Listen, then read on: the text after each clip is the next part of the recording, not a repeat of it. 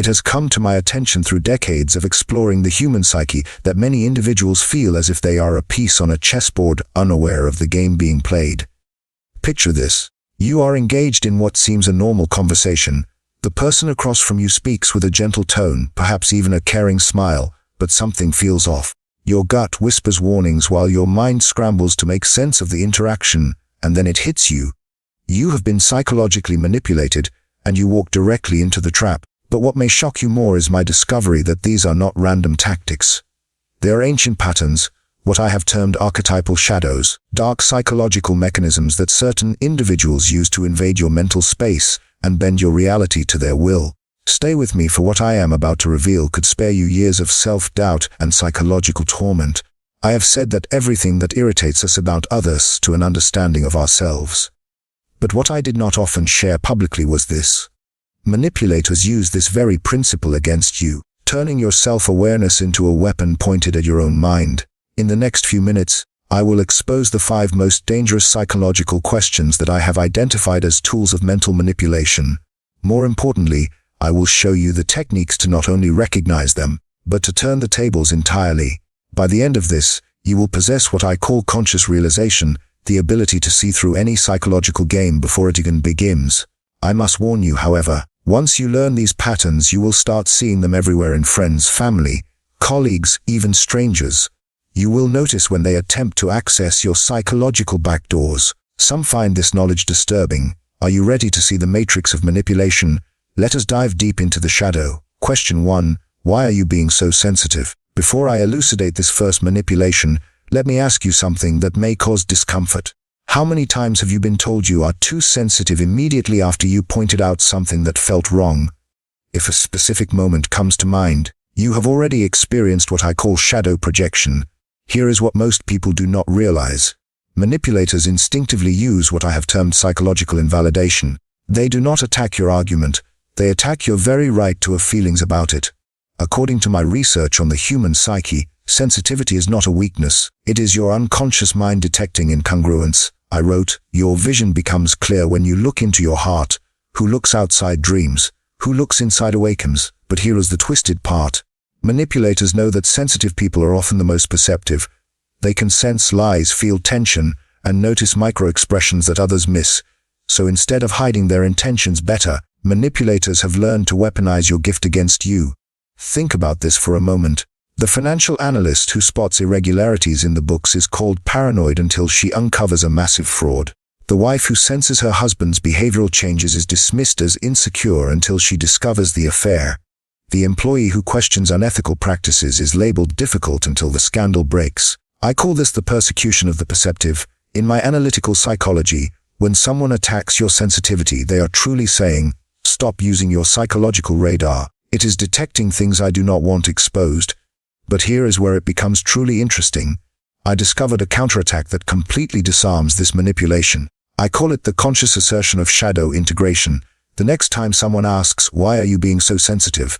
Do not defend, explain, or apologize. Look them in the eyes and calmly say, I am not being sensitive. Does that make you uncomfortable? Watch what happens next. I predicted that manipulators will do one of 3 things. They will become angry, revealing their true nature. They will deflect to another topic, confirming your suspicion. Or they will suddenly become overly nice, a desperate attempt at damage control. But we are just beginning. The next question is even more insidious. Question 2.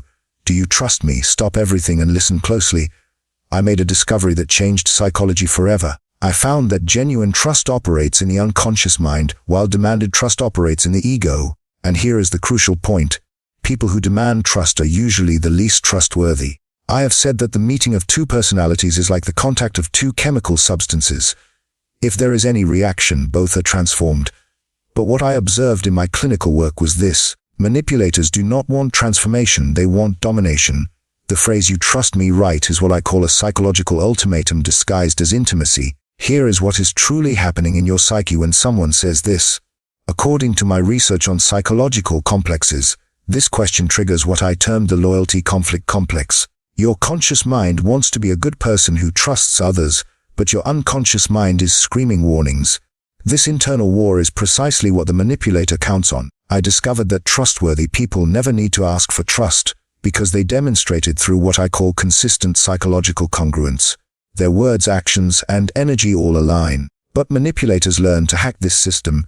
Consider the business partner who will not show you the financial records, but leans in and says, "You trust me, right?" Or the romantic partner who hides their phone, but gets offended, demanding, "Don't you trust me?" I call this trust as a weapon. In my depth psychology, this question is designed to shut down your analytical mind and activate your guilt complex. It is not about building trust. It is about bypassing your psychological defenses.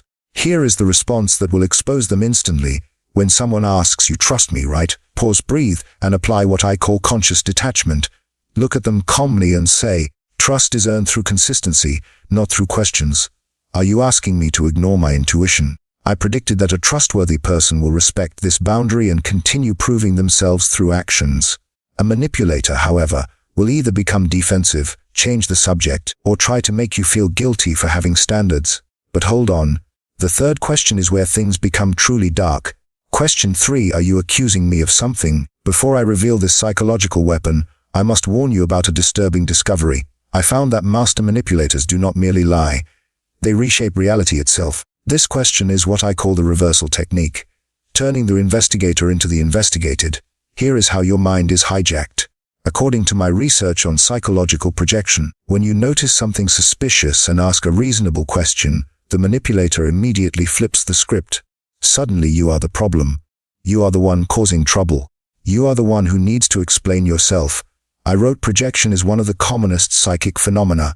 Everything that is unconscious in ourselves we discover in our neighbor, and we treat him accordingly. But manipulators weaponize this natural tendency. They project their guilt onto you and then attack you for carrying it. It is psychological warfare disguised as self-defense. Let me illustrate how this works. You notice financial discrepancies at work and ask your boss a simple question. Their immediate response is, "Wait, are you accusing me of something?" Now you are backpedaling, explaining yourself, apologizing for being observant. I call this the guilt transfer complex. In my analytical psychology, this question is designed to trigger what I term the responsibility reversal. Instead of them explaining suspicious behavior, you are now explaining your right to notice it. But here is what I discovered. That changes everything. The power lies not in the question, but in the silence that follows.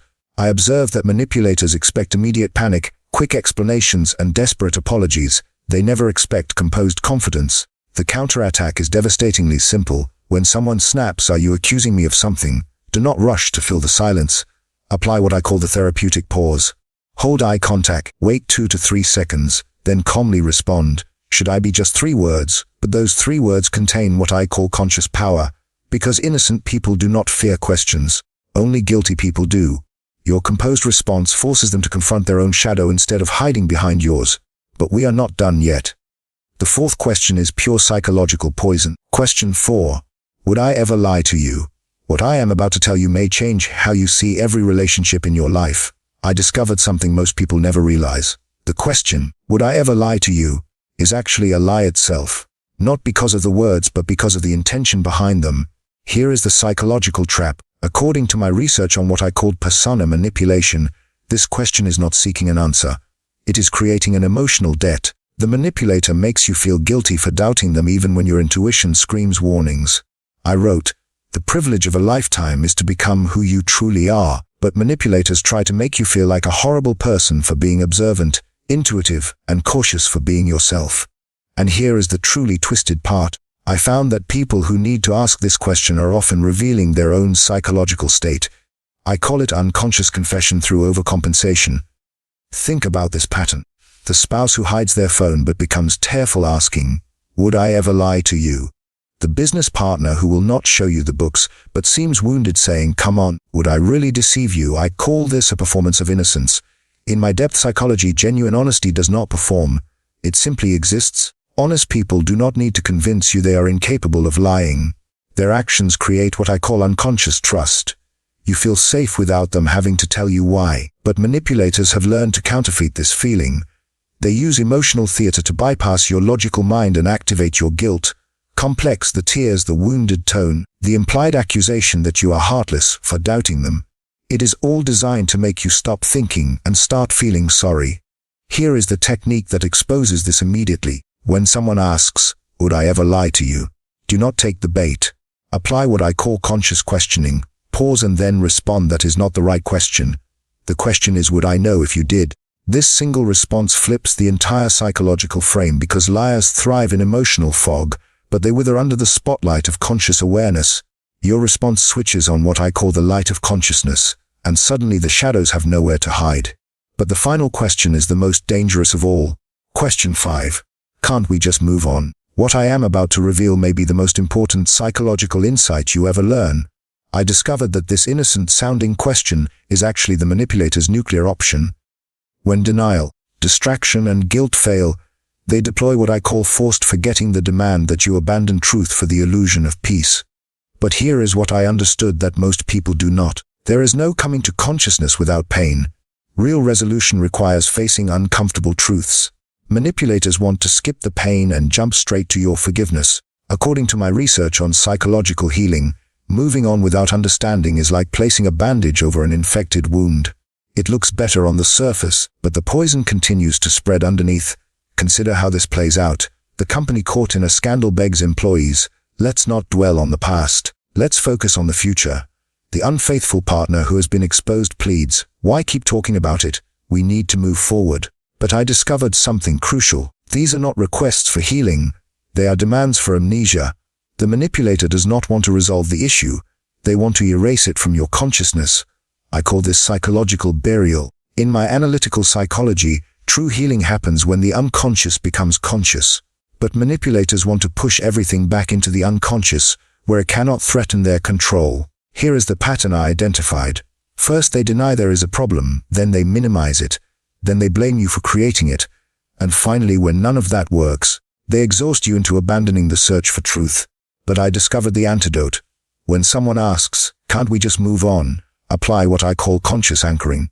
Take a breath and respond, I will move on when I understand what happened, not before. This single sentence tells them that your peace is built on clarity, not confusion. That you cannot be rushed, pressured, or exhausted into abandoning truth.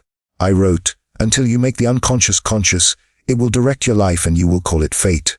That is precisely what manipulators count on, that you will give up, grow tired, and let unconscious patterns control your life. But not anymore. Now that you know the 5 weapons, let me give you the ultimate defense. I discovered that manipulators have one fatal weakness. They need your emotional reaction to survive. Take that away, and their entire system collapses. I call this conscious detachment, the ability to observe without being consumed. According to my research on what I termed individuation, the process of becoming psychologically whole, the manipulator's greatest fear is encountering someone who cannot be destabilized. Here is what I taught my patients. When you remain calm while others lose control, when you stay clear while others create confusion, when you hold steady while others try to shake your reality, you become what I call psychologically sovereign. And sovereignty cannot be manipulated. I wrote, I am not what happened to me. I am what I choose to become. But manipulators want you to become what they need you to be, confused, guilty, exhausted, and compliant. Before responding to any manipulative question, ask yourself what I call the consciousness question. Is this reaction coming from my authentic self, or from a complex they are trying to activate? Because here is what I discovered. Manipulators do not attack your true self. They attack the psychological complexes, the wounded parts, the insecure aspects. They try to trigger your not good enough complex, your guilt complex, your need to be liked complex. But when you operate from what I call the centered self, you become untouchable. Let me give you my ultimate technique. When facing any of these manipulative questions, take what I call the conscious pause. Breathe. Feel your feet on the ground. Connect with your authentic self. Then respond not from your complex but from your center. This is what I meant when I wrote, who looks outside dreams. Who looks inside awakens. The manipulator wants to keep you dreaming, lost in their projected reality. But consciousness is the great awakener, and once you are awake, you can never be controlled again. Here is something that may surprise you. I believe that every encounter with manipulation is actually a gift in disguise. I call it shadow work, the process of becoming stronger through understanding darkness. I said one does not become enlightened by imagining figures of light, but by making the darkness conscious. Every manipulator who tries to control you is showing you where you need to build stronger psychological boundaries. Every lie they tell helps you develop better truth detection. Every game they play teaches you to recognize the next one faster. According to my research on psychological development, The people who try to manipulate you are unconsciously serving your growth. They force you to develop what I call conscious discrimination, the ability to instantly tell truth from deception, authentic connection from manipulation, genuine care from control. And once you develop this ability, you become dangerous to manipulators everywhere. Not because you fight them, but because you see them. And I discovered that being truly seen is the manipulator's greatest fear. Because manipulators are shadow dwellers, they can only operate in psychological darkness. When you shine the light of consciousness on their tactics, they lose all power. They are like vampires in sunlight. They cannot survive in the presence of aware, centered, psychologically sovereign individuals. This is why I call conscious people the great threat to unconscious manipulation. This is your psychological liberation. Are you ready for the truth that will set you free? I spent my entire career studying one fundamental question. How do humans become psychologically free? And what I discovered was this. Freedom is not the absence of challenge. It is consciousness in the presence of challenge. You now possess what I call the seeing eyes. You can recognize the 5 questions, the sensitivity attack, the trust demand, the accusation reversal, the innocence performance, and the forced forgetting. But more importantly, you understand the psychology behind each one. I wrote, the most terrifying thing is to accept oneself completely. But I will tell you what is even more terrifying to manipulating someone who has accepted themselves completely. Because when you are not at war with yourself, no one else can recruit you to fight against yourself. When you are not ashamed of your sensitivity, they cannot weaponize it. When you are not desperate for approval, they cannot withhold it for control.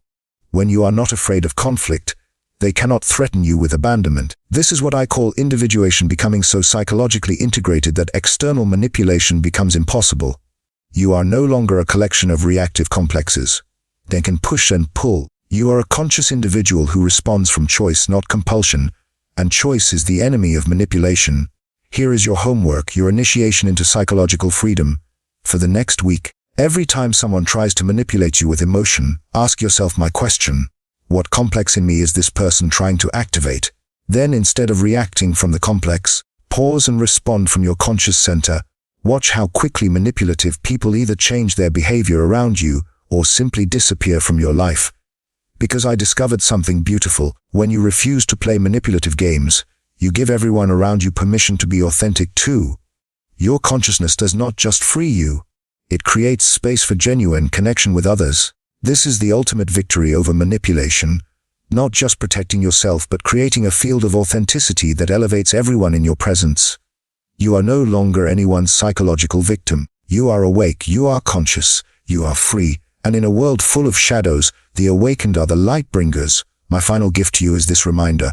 Your task is not to seek for love, but merely to seek and find all the barriers within yourself that you have built against it. The manipulators were building barriers between you and authentic connection. But now you can see the barriers, remove them and step into the genuine relationships that were always waiting on the other side. Choose consciousness, choose clarity, choose psychological freedom. Walk as I intended, awake, aware, and unshakably yourself. The shadow's greatest fear is your light. Turn it on, keep it on, never let anyone convince you to dim it.